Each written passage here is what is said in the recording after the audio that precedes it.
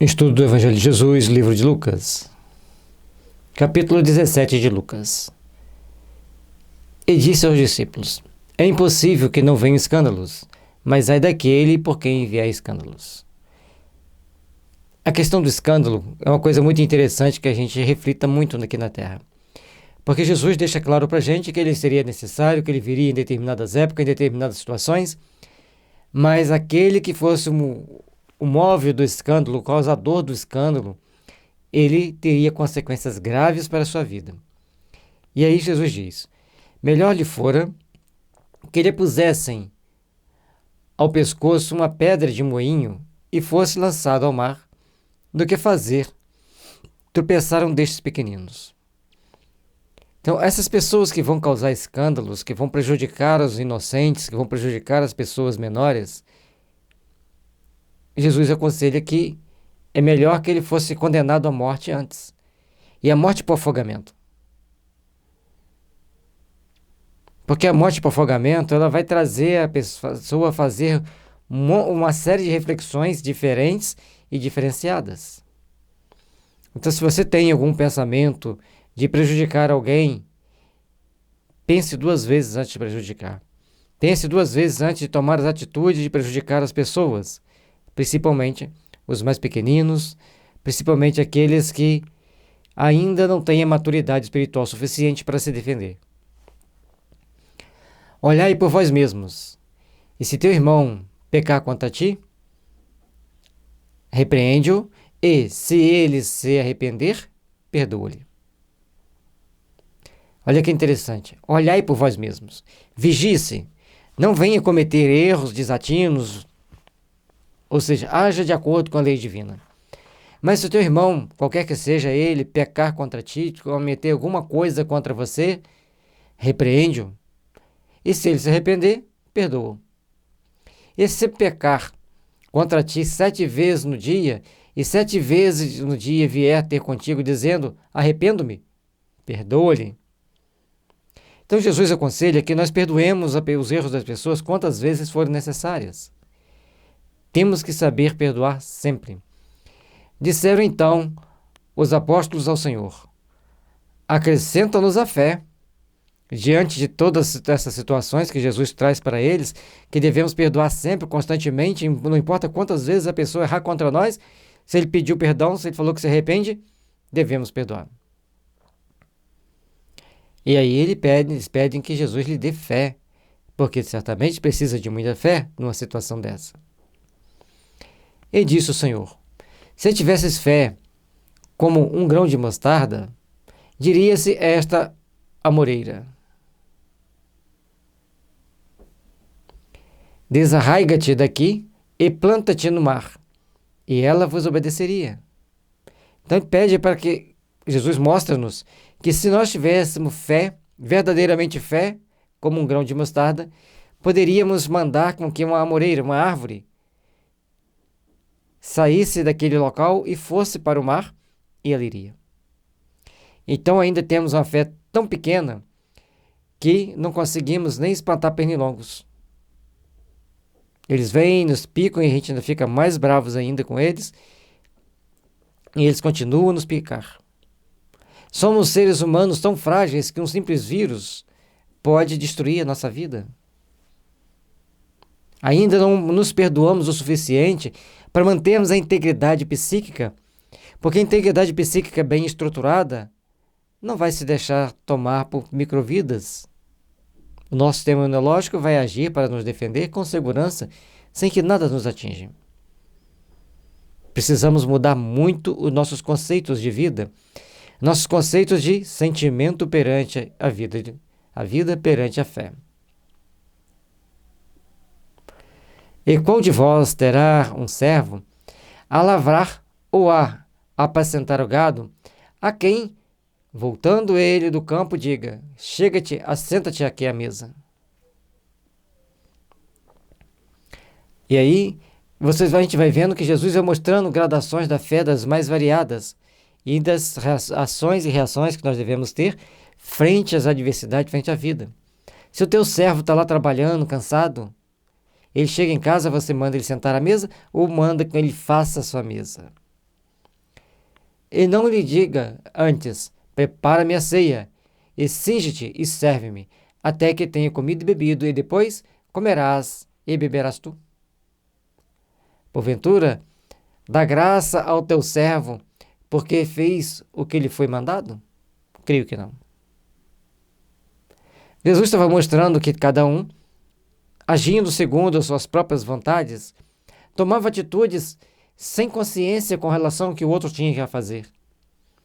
Se o servo está lá trabalhando no campo ou apacentando o gado, ele estava cansado, faminto, e ao chegar até a casa do Senhor, mandariam, né, preparar a mesa para que primeiro o Senhor e a sua família comessem, se fartassem, para que depois esse servo pudesse sentar à mesa e comer. E ele ainda fez uma seguinte questão: e dá graças a teu servo? Agradece a ele, fala muito obrigado pelo serviço que você fez? Não. Não fazemos. Fez mais do que obrigação? É assim que a gente pensa e é assim que a gente age. Se não existisse hoje leis trabalhistas que garantissem uma vida digna para os trabalhadores, nós os transformaríamos em servos e até mesmo em escravos. Porque é muito fácil sairmos do nosso patamar, da nossa pequena bondade, para entrarmos na nossa grande tirania que ainda carregamos conosco. Faz-se necessário tomarmos consciência dos nossos atos. Faz-se necessário tomarmos consciência das nossas responsabilidades. Faz-se necessário aprendermos a sermos disciplinados. E como faz necessidade sermos disciplinados? Assim também vós, quando fizerdes tudo o que vos mando, dizei: somos servos inúteis, porque fizemos somente o que deveríamos fazer. Eis o grande problema que carregamos com o nosso coração. Já fizemos de tudo. Achamos que, já que fizemos tudo isso, está muito bom. Esquecidos que somos das nossas responsabilidades, esquecidos que somos das atitudes que temos que tomar para nos fortalecer perante as leis divinas. Somos inúteis. Porque só fazemos aquilo que nos é determinado fazer, não fazemos um pouco a mais pelo nosso semelhante. E aconteceu que, indo ele a Jerusalém, passou pelo meio de Samaria e da Galiléia. E entrando numa certa aldeia, saíram-lhe ao encontro 10 homens leprosos, os quais pararam de longe. Então Jesus ia para Jerusalém, ele muda a rota para fazer uma caminhada maior e passa por Samaria e pela Galiléia. E em uma determinada aldeia, vem 10 leprosos ao encontro, de longe eles param e pedem ajuda. Ele levantaram a voz dizendo: Jesus, mestre, tem misericórdia de nós. E ele, vendo-os, disse-lhes: ide e mostrai-vos aos sacerdotes. Olha o poder magnético de Jesus, mesmo à distância, ele manda que eles fossem mostrar-se aos sacerdotes, e eles ficaram limpos. E aconteceu que, indo eles, ficaram limpos. Eles estavam fiéis, obedientes. Quando Jesus diz: vai mostrar-vos aos sacerdotes, eles saem e vão. Mas ao perceber que estava limpo, toma uma atitude diferenciada dos demais. E um deles, vendo que estava são, voltou glorificando a Deus em alta voz, e caiu aos seus pés com o rosto em terra, dando-lhe graças, e este era samaritano.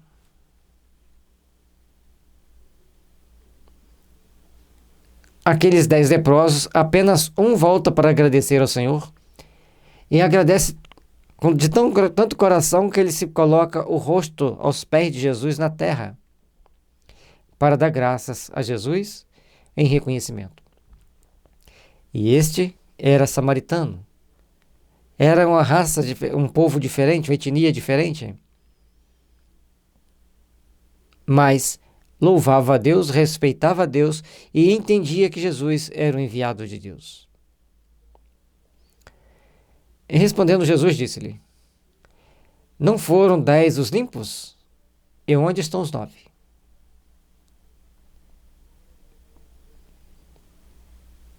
Dez foram limpos, só um voltou?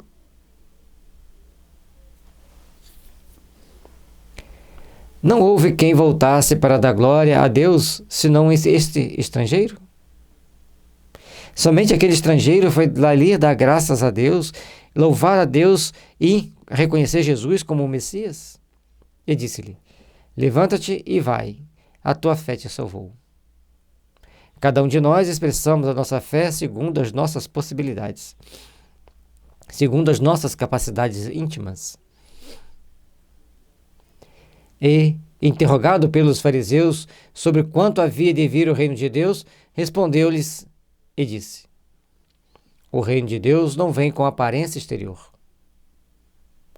O reino de Deus vem sempre que nós mudamos interiormente para sermos uma pessoa melhor. O reino de Deus sempre vai vir mais alto, sempre vai falar mais alto, quanto nós aprendermos a amar. Quanto nós aprendermos a sentir o Evangelho do Cristo em nosso coração e quanto nós aprendermos a vivenciar as leis de amor em nossas atitudes. Procuremos, assim, trabalhar intimamente para que as forças do bem estabeleçam em nossos corações as regras básicas do amor, as regras básicas da paz e da verdadeira fraternidade que deve existir em nossas almas. E nem dirão, ei-lo aqui ou ei-lo ali, porque eis que o reino de Deus está entre vós. E Jesus mostrava para aqueles que o reino de Deus estando entre eles, eles deveriam prestar atenção que Jesus era o representante desse reino de Deus. E todos que estivessem ao seu entorno, todos que estivessem ao seu derredor, ouvindo e procurando entender e praticar as suas palavras, os seus ensinamentos, esse estava começando a vivenciar o reino de Deus em seus corações. Faz-se necessário começarmos então a sentir esse evangelho em nossas almas, sentir esse evangelho em nossos corações, vivenciar o evangelho em nossas almas. Porque assim estaremos sendo filhos do Deus Altíssimo, filho de Jesus, o Nazareno, o Filho de Deus que veio ao mundo e trazer a luz da consciência para os homens.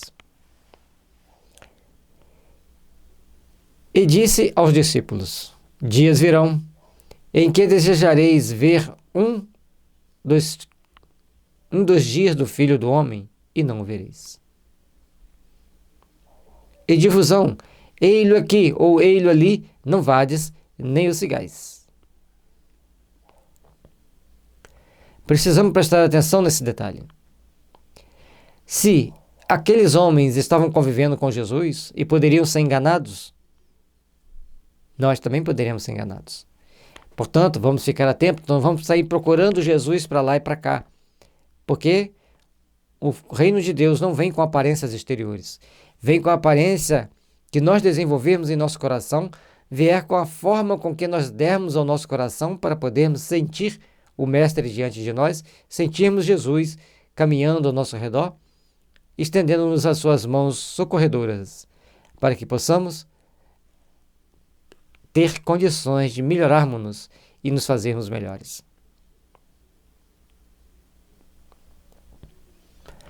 Porque como o relâmpago ilumina desde uma extremidade inferior do céu até a outra extremidade, assim será também o Filho do Homem no seu dia. E aqui começa a ficar complicado, porque a parábola aqui é mais sofisticada para a gente entender. Jesus está dizendo que esse dia é o dia da sua crucificação ou no dia do seu retorno à terra. Certo? Então, partindo para o dia da crucificação, como um raio de luz do relâmpago, a gente vê-lo lá de uma parte do céu até chegar ao solo, assim também a luz de Jesus estaria envolvendo todos nós, estaria cingindo e marcando os céus daquela região pelo tamanho do amor que ele tenha pela humanidade.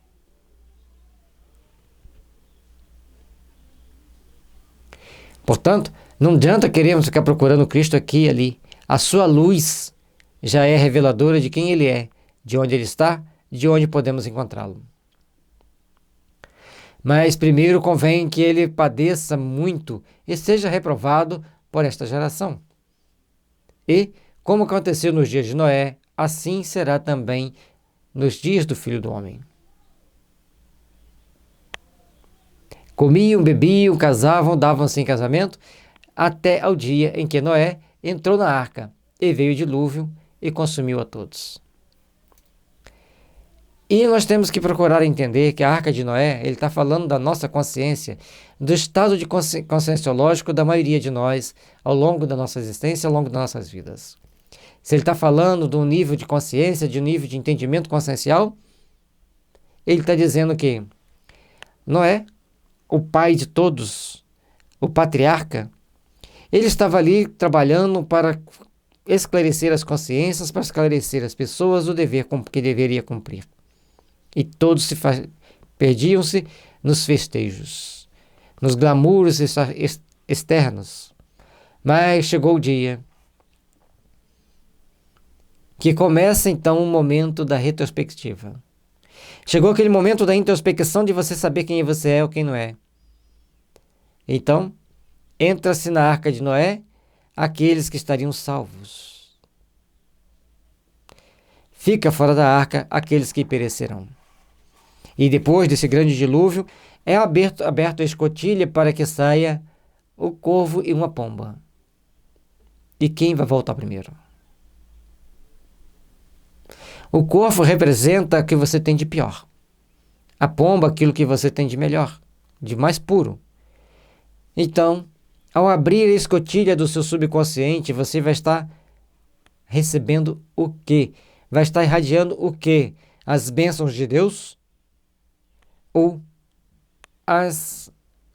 os espinhos que você mesmo semeou ao longo do seu caminho para que você tenha que passar por eles? Faz necessário fazer uma grande introspecção. Faz necessário começarmos a repensar a nossa vida, rever nossos ideais e construirmos uma manhã de paz e de luz e sabedoria.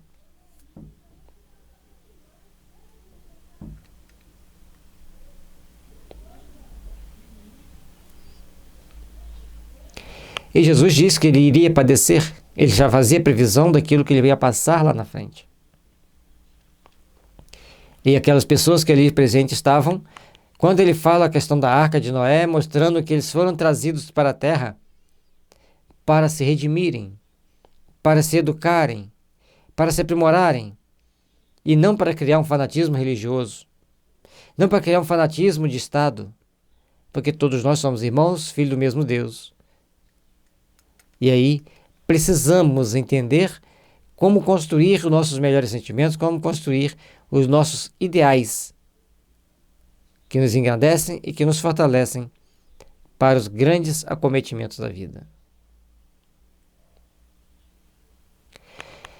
Como também, da mesma maneira, aconteceu nos dias de Ló. Comiam, bebiam, compravam, vendiam, plantavam e edificavam. Mas no dia em que Ló saiu de Sodoma, choveu, e choveu fogo e enxofre, consumindo a todos.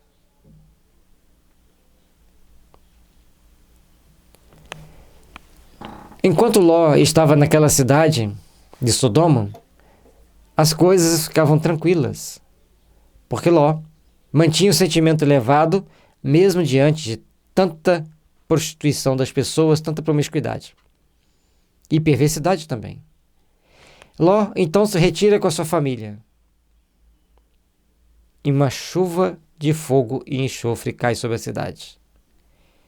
Seria uma bomba, um míssil, lançada por alguém? Lançada por ETs? Uma explosão vulcânica em algum lugar que as cinzas foram até eles? O certo é que, se nós, todo local onde tem muita perversidade, muita perversão, tem as pessoas justas. E na hora que esse justo sai, se não tiver outro para entrar nesse lugar, as coisas ficam muito complexas. E chover fogo e enxofre. poderíamos entender que uma grande doença que queimava a pele surgiu, dando bolhas pelos seus corpos. E seria a sífilis, a herpes zoster, a herpes. E todos ali, então, morrem. E Ló ficou, porque saiu da cidade, continuou vivo. Assim será no dia em que o Filho do Homem se há de manifestar. Aqueles que estiverem diante de Deus com a consciência tranquila, não têm o que temer. Mas aqueles que estiverem apenas se comprazendo nas cobiças do mundo, arcarão com as consequências e com a responsabilidade. Naquele dia, quem estiver no telhado, tendo seus utensílios em casa, não desça a tomá-los. E da mesma sorte, o que estiver no campo, não volte para trás. Lembrai-vos da mulher de Ló. Ao sair da cidade, vai caminhando, resolve olhar para trás para ver o que tinha acontecido, e aí ela vira uma estátua de sal. Logicamente que essa parábola é bem complexa, mas ele está mostrando para nós que sempre que você olhar para trás, sempre que você quiser voltar para pegar alguma coisa que você carrega de algum valor, você vai estar correndo riscos severos da sua própria evolução. Porque todos nós devemos procurar caminhar sempre à frente, buscando novos horizontes, buscando novos ideais de amor. Se nós formos caminhar para frente, estaremos então construindo intimamente as forças que nos conduzirão para o amanhã de luz e fraternidade. Mas se nós ficamos presos aqui na Terra, ficamos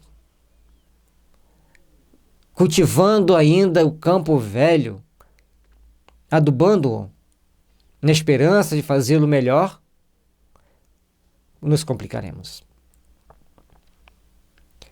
E aqui, Jesus deixa claro para nós que nós temos que ter muita paciência, muita fé e muito discernimento, para podermos, é lógico, caminharmos com segurança, caminharmos com determinação, com fé e coragem perante a justiça divina, perante a misericórdia de Deus.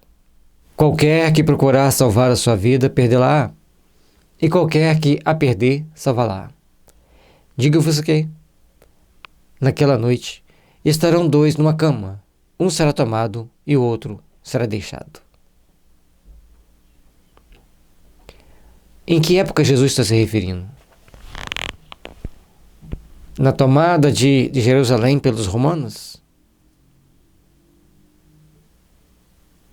Ou em uma época futura que só Deus sabe quando as leis divinas começarem a agir constantemente sobre nós, levando para o plano espiritual aqueles que precisam retrabalhar conceitos em nível espiritual para voltarem a implantá-lo aqui na Terra. A parábola deixa para nós a meditação. Não procuremos salvar a nossa vida segundo os modos do mundo, mas salvá-la segundo os modos do Cristo. Que é os moldes do amor, do perdão, da fraternidade.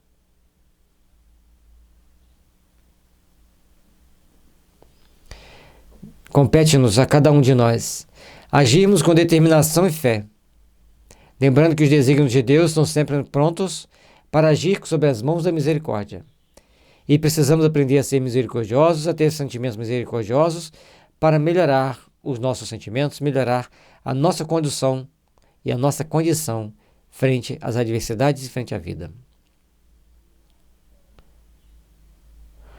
Duas estarão juntas moendo, uma será tomada, a outra será deixada. Dois estarão no campo, um será tomado e outro será deixado. E respondendo disseram-lhe: Onde, Senhor? E ele lhes disse: Onde tiver o corpo, aí se juntarão as águias.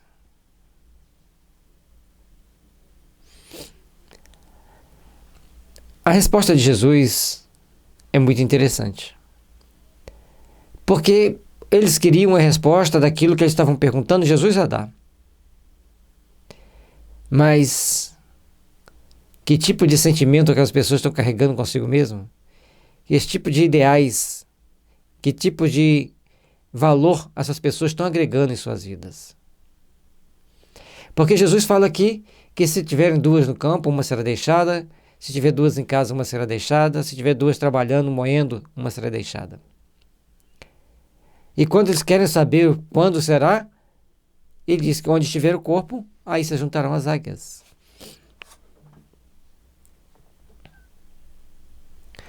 É necessário, então, que nós procuremos entender pelo prisma do amor transcendente da vida. Entendermos pelo prisma do amor que nos enaltece e que nos engrandece. Porque somente assim, com o sentimento de amor envolvendo nossos corações, seremos aqueles que edificam e trabalham pela edificação do reino de Deus em torno de si. Trabalhemos, irmãos. Trabalhemos, irmãs, de mãos dadas nesse objetivo do Senhor. Coloquemos em prática os seus ensinamentos sagrados. Coloquemos em prática as suas leis de amor e bondade. E assim será feito em nome do Senhor, em nome da glória do Pai. E que Jesus nos abençoe e nos ilumine para que possamos prosseguir a nossa jornada amando e servindo, construindo bem onde quer que estejamos. Que assim seja.